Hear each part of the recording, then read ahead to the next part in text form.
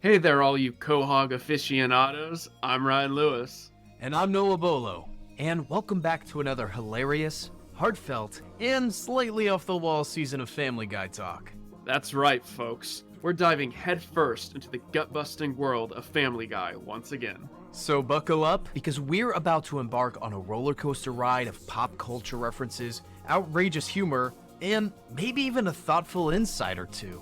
So whether you're a Quahog veteran or a giddy newbie, get ready to laugh, ponder, and reminisce as we kick off Season 2 of Family Guy Talk. Lights flash, speakers pounding, Family Guy Talk vibes resounding. All I ever need is an entrance. Please carry me to the griffin. Family Guy, oh what a blast. Hilarious moments won't last. Hit a record to preserve it. Family Guy Talk below the surface. Okay, I'll introduce. Okay.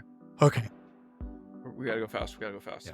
Hey, welcome back to Family Guy Talk. Today we are coming back to you live with a special episode. Today we're going to be doing it twice as fast because we only have half the time to record. We got a special fast episode. First off, Ryan, how are you doing today? I'm doing really good. I slept in a little bit late today, and I got work later in the day today, and I had a big breakfast, a big lunch, got a lot of protein, got a lot of calories inside me, and I can't wait to burn them off later. I feel really pumped, really excited to review this episode of Family Guy. I think this episode was even a step above the season premiere last week, and I think this is a sign that season 2 is just going to keep getting better and better and better and better with each succeeding episode. I absolutely agree with that point, Ryan. And really what was great about this episode was just the way that it played upon your expectations, and it really diverted you from a lot of the things that you thinking were going to happen.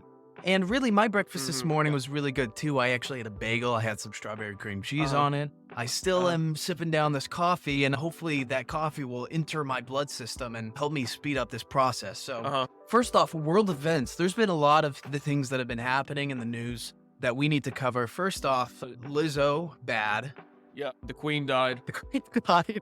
She was alive, now she's not. I think that's a good sign that we should get into the meat of this episode. Yeah, we covered about it all. So the episode is titled Holy Crap. When someone says holy crap, when they see something shocking. It's kind of like how Peter says, holy crap. Yeah, it's like his catchphrase, but also the holy ties into this aspect of this is a very religious episode. Very religious, It ties back into Peter's Catholic upbringing, his Irish Catholic upbringing. Have we learned about that in the past, that Peter's Catholic, or is this a new bit of lore that's being introduced right now?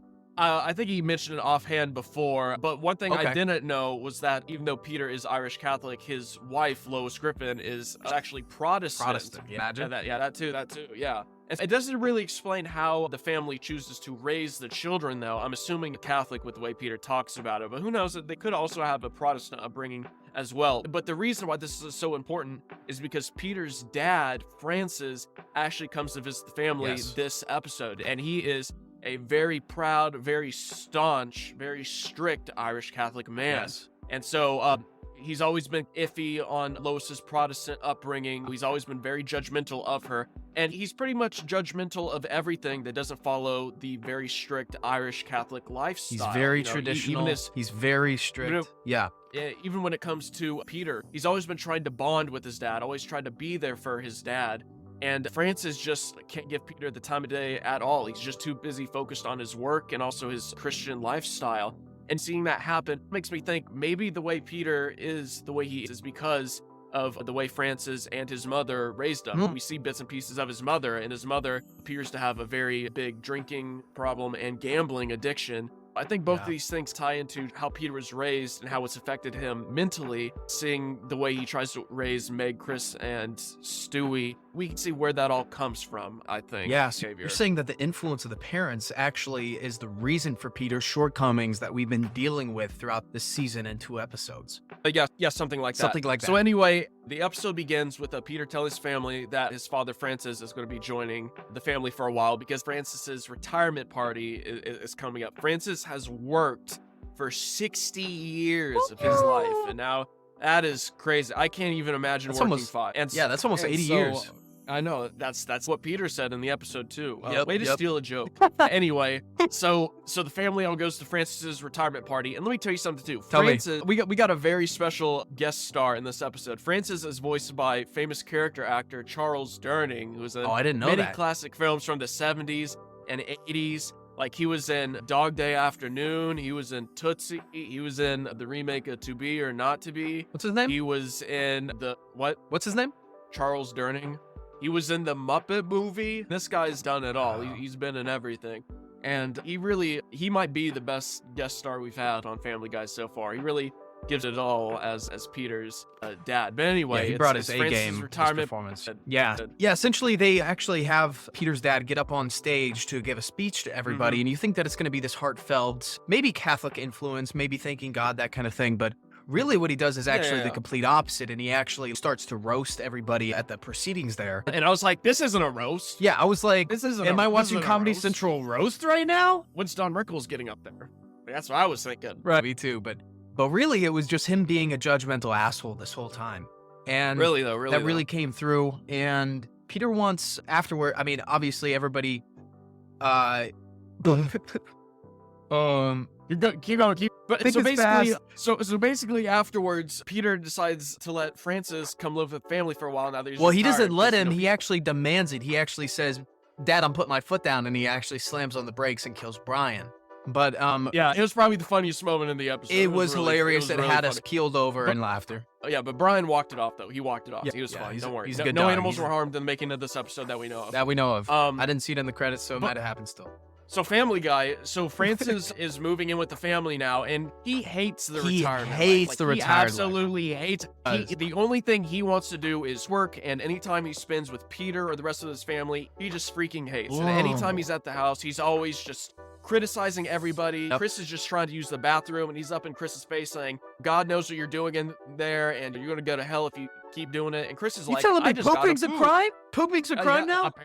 Apparently it is. And Lois is receiving the worst of it because Francis is always just laying into her. And so she comes up with an idea. Maybe, Peter, you can get Francis a job at the toy factory. Maybe you can talk to good old Mr. Weed there, Peter's boss, and be like, hey, Mr. Weed, Peter's boss, why don't you give my dad a job? So you know what? That's what Peter does. Peter goes It's good in to theory. the toy It's good in factory. theory, right? But essentially, we good, learned that it doesn't really work out, right? We learned that because as soon as it doesn't, as soon as Peter brings his dad into the toy factory, he shows him around. His dad actually takes the job from Peter, from Mr. Weed, and essentially he turns the whole place into a working camp where everybody has like no rights as a worker. Yeah, he basically runs them all through the ringer. One Literally guy's through been the working ringer. This guy's been working triple shifts every day for the past 10 years. And he doesn't got time to spend. He don't got any time to spend with his wife or kids or any other relatives or friends. At a toy His life factory. is just work. At a toy factory. We're not talking all dying there. We're not talking about the president of the United States putting it. No, We're talking about a toy no. factory. Yeah, Peter opens the door to his house and just collapses on the ground. And while he does that, Francis is still at the toy factory, still working 24/7. It's insane. I think this storyline is a great comment on the current working conditions many Americans face. People on are a daily basis overworked, doing their 9-to-5 weekday underpaid. jobs. Yeah, the toy factory is pretty much just Amazon. They never really say Amazon, but that's what we're all thinking is that it's Amazon. Yeah. And I also think it's a kind of comment on the way studios are treating workers during these strikes right now and stuff too. So it's such a good thing that VFX workers are now uniting and forming their own unions because of all the pressures that the major 5 studios place on all those VFX workers. And same thing too with all the actors and writers striking too. And not even just them, like all these workers across America, like the rail workers and construction workers and stuff. Everyone is just doing too much work for too little pay. And I think it's about time to change. And Family Guy, I think, is going to lead the charge. I couldn't agree with you more. I think that Family Guy is a staple in American society, and I think it knows that. And I think it knows the right moves to play in order to capitalize off of that, pun intended. So really, now that the Gramp's gone, he's gone whipping everybody into shape, and he's overworking everybody like a dog. He's working everyone to the bone. To the bone, straight to the bone. And Peter is trying to find a way to connect with his dad, and he's struggling to. And he actually sees on the television, on the TV screen, on the TV, on the news on the TV, the Pope is coming into town, which puts a little bit of an idea in Peter's head that, wait, maybe I could get the Pope, aka the leader of the Catholic Church, aka the leader of the religion which Peter's dad is ascribed to. And maybe he could bring him to Peter's dad and bond with them that way, show him that he is worthy of his love and that kind of thing. Yeah, maybe he can do that. Maybe he could do that. Yeah, they try to bond. They go to a baseball game, and Peter's dad gets up to go get a hot dog or something, and then he just disappears. And he just leaves. He just leaves. He just don't care. He just don't care. Just If I went to a baseball game with my dad, I'd sit there for the entire 15. They got four quarters. Yeah, 15 quarters. Which that doesn't seem like a lot of money, but to them in baseball it is. And Peter had this big sign put up on the Jumbotron saying that he loves his dad, but didn't even see Francis it. wasn't there to see it. He didn't even see it. Peter wasted all that money, probably thousands of dollars, Yeah. like so many quarters in baseball terms. And it's Peter just wants love. Peter just wants his father's love, and he can't get it. And really, I think that's sad. Everyone should get their father's love and affection. It's your God-given right, and Francis should know that as a Catholic. It's their God-given right. They always say kids got to respect their parents, but their parents got to respect their kids too. You know what I mean? So true. It is so true. So this whole time we're thinking that, I don't know, Peter's dad just ditched him. Maybe he went to church or something. But really what's happening is that Peter's dad went to jail. He went to prison. That's right. I mean, talk about playing off of expectations and completely subverting it. Talk about it. Yeah, it really subverted my expectations. Then after that, after Peter gets his dad out, it's like, We're getting he doesn't know what to do. mixed up. Oh my God. I don't care. So Peter needs a way to connect with his dad. He's got to figure it out. He's really got to figure it out. And so he decides that whenever the Pope comes to visit town, you know what he does? Let me tell you what he does. Tell he me. decides he's going to kidnap the Pope.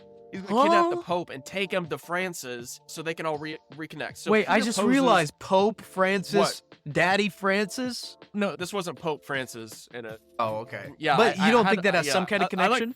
Like they maybe Maybe. they had this huge Catholic dad Well, and they named it okay. after the actual Catholic dad. Okay. So then I have Pope Francis in the episode, but they reference Pope Francis by having the character Francis named Francis and then the Pope named Pope. Okay, so that kind of makes sense. So Peter poses as the driver of the Pope-mobile, and while he's in the Pope-mobile, he steals the Pope-mobile and drives the Pope to his house. And Peter's worried that the Pope is going to get mad at him, but the Pope is actually very understanding. You know, he sees that God is guiding him to Peter to help him and his dad reconnect, and that this is where he's supposed to be right now, helping people. Peter brings the Pope to the house to help mediate between Peter and his dad, and Francis isn't at the house, so he meets him at the toy factory. And while they're all doing that, the Pope kind of bonds with Peter and his family a bit, being really nice, like the Pope should be and stuff. Yeah. And so he takes the Pope to the toy factory, and Francis is just brutally laying into everybody, being a big old mean jerk. But whenever Francis sees the Pope, he's just immediately, you know, in full Catholic mode, on his hands Starstruck, and really? knees, Yeah. praying to God. Yeah, he's just absolutely blessed by his presence. And Francis immediately seeks the Pope's wisdom. But the Pope is like, Francis, what you got to do is you got to be nice to Peter. You got to be nice to your family. They love you. They deserve your love, just as you deserve to be loved. And Francis, when he hears this, he decides to start laying into the Pope. He thinks the Pope is becoming too lax in his teachings. The Pope needs to be a stricter Catholic.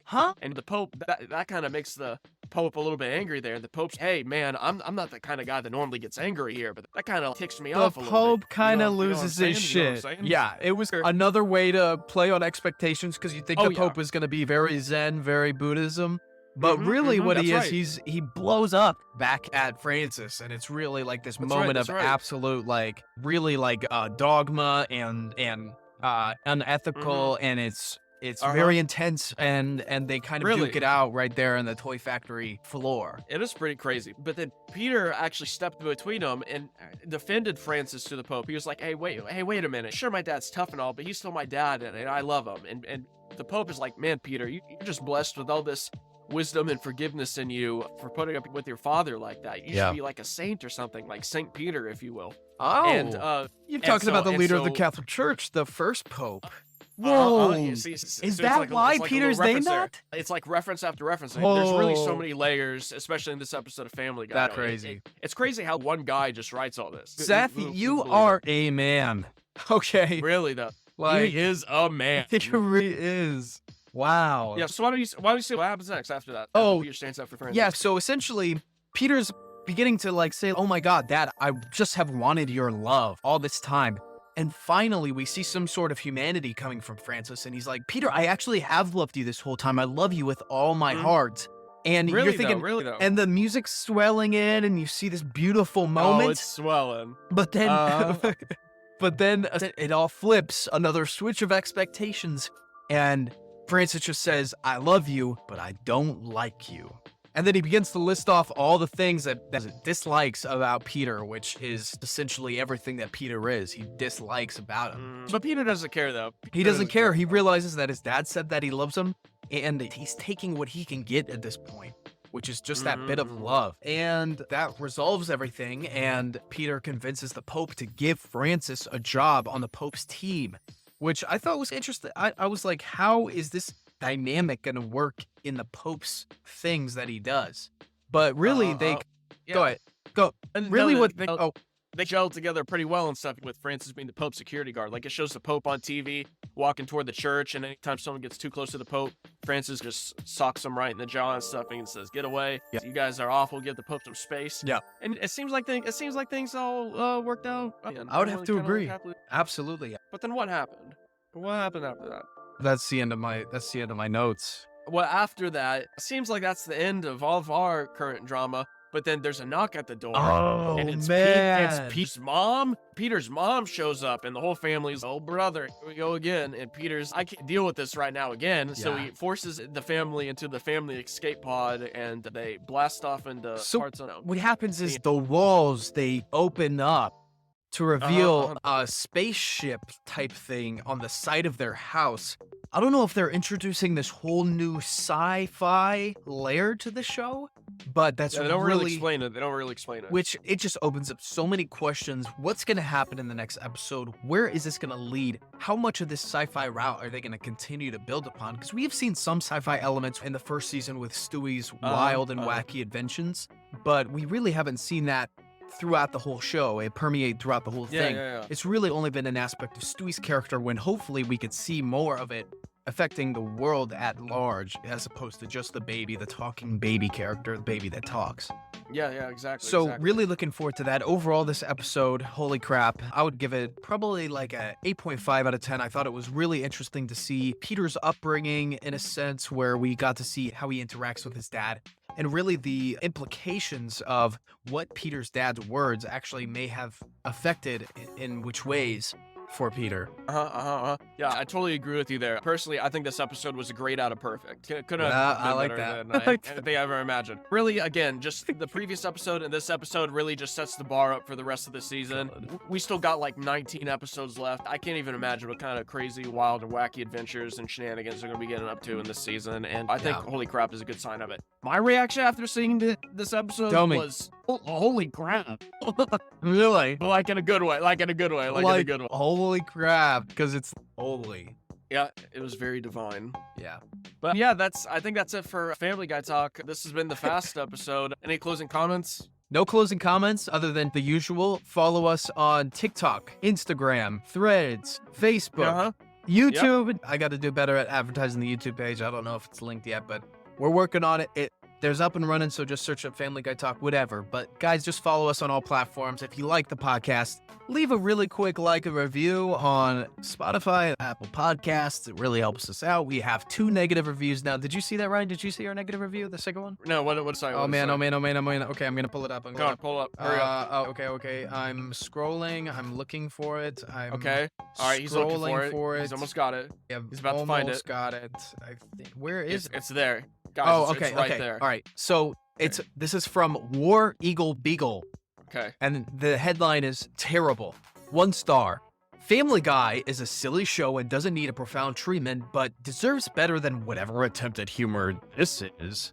If you're looking for a Family Guy recap kind of show, keep looking. Huh? I'm sorry? What? I don't think there are any other Family Guy reactions. We own this. This is our thing. Like, if he tried to make his own Family Guy show, like, he couldn't. This is Family Guy Talk, patent pending, okay? You try to look up other Family Guy recap podcasts. If any of them pop up, we're sending cease and desist letters. Good luck trying to find it. We're with Seth now. Like, we're goodbye, Seth. Literally, Seth endorsed the show.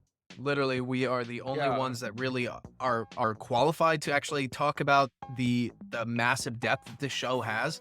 Other podcasts have tried, but they can't even scratch the surface because their brains don't think well enough. Yeah, we're the second highest rated podcast on all the podcast sites. Number 2 in comedy, right behind Only Murders in the Building, and then number 2 right behind Only Murders in the Building in the murder mystery category as well. Oh, there's a pretty big death coming up, you guys. You're not gonna see it coming. I was shocked. I didn't even realize was a podcast. That was just a show. I don't know. I don't know. Anyway, this has been Ghost, what a It's a great great episode. What a great. Please buy the merch. Buy the merch. We need to make Family Guy Talk merch. Yeah, we do. Send in your designs. We'll pick the best one. Yeah, send us your money too, and if we get enough money, we'll have enough to make the product, and then you can pay for it. Yeah. I think this episode has been too long for the Speedy episode. Oh my gosh, it's been on and on. and I'm this guy stop talking. give me a break. Give me a break. Give this guy a break. Got to slow down now. My heart's beating a mile a minute. I'm Ryan Lewis. And I'm Noah Bollow. And this was Family Guy Talk.